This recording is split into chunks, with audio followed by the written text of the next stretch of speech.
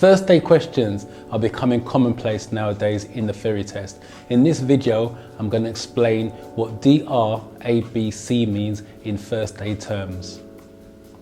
Hi, I'm Dorian from Dorian Think to Success. Have you ever wondered why they ask first aid questions in the theory test? The reason for this is because when you get your license, it opens up a whole new world to you. Access to motorways, country lanes and stuff like that. So as you drive through your driving life, you will come across incidents, accidents that you may want to go and help out with. To be honest, what they're trying to do is encourage you to take a first aid course because you never know when you're going to need it. But in the theory test, nowadays, they are teaching lots of first aid questions, and I'm going to go through the DRABC questions with you. So first of all, the way I get my pupils to remember the DRABC is doctor. Doctor, because it's first aid, that's the easiest way to remember it. And then your alphabet, A, B, C. So let's break it down. D, assess the danger. So if you come across an incident, an accident, before being that superhero taking people out of burning cars and everything else, you need to assess the danger to you, the risk to you. It doesn't make sense having 2 dead people at the scene of an accident when one is for carelessness. So D stands for danger. Assess the danger to you. R is response. You need to get a response from the person that you're trying to help. So if someone's not screaming, moaning, maybe not breathing, you need to get a response from that person. So that's what R stands for, response. And the way to get a response is A, B, C.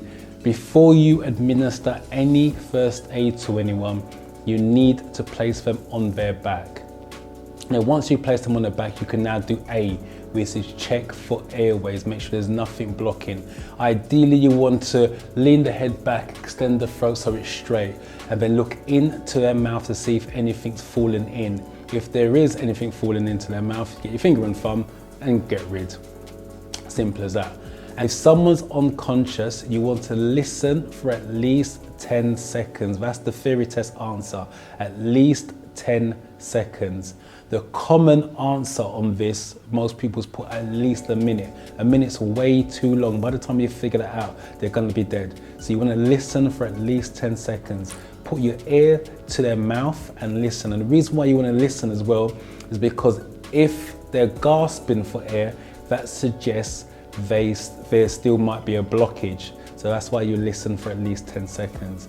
If they're unconscious and you want to do chest compressions, theory test question, you are going to go down, pushing down deep into the chest, 4 to 6 centimeters. So if the question's asked, how deep do you go down for an adult? It's 4 to 6 centimeters, and you do it firmly. If the question comes up, how deep for a child? It's 2 to 3 centimeters, and it's gently, because their chest plate is not formed as strong as an adult.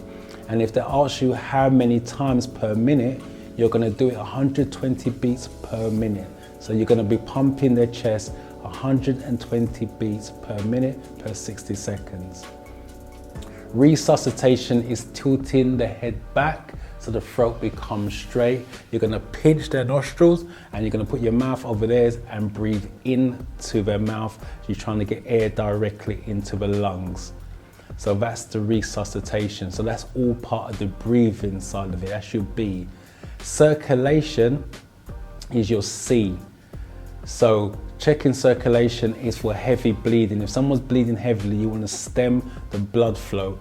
Normally, if it's heavy bleeding, that's coming from artery. The main arteries is arm, leg, and neck. If it's a clean cut in the arm or the leg, you can squeeze the wound very tightly. But what's suggested is you tie something around it very tightly. That stems the flow.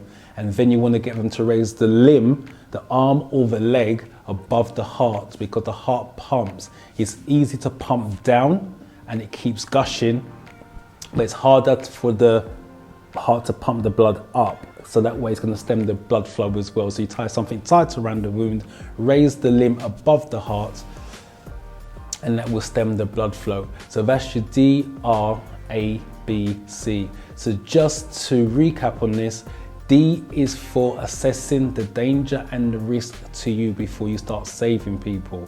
R is to get a response from the person that you're trying to help. The response is A, check airways, B, check their breathing, and C is check their circulation. Hopefully you got some value from this video. If you did, like, comment and subscribe, and consider watching this next video.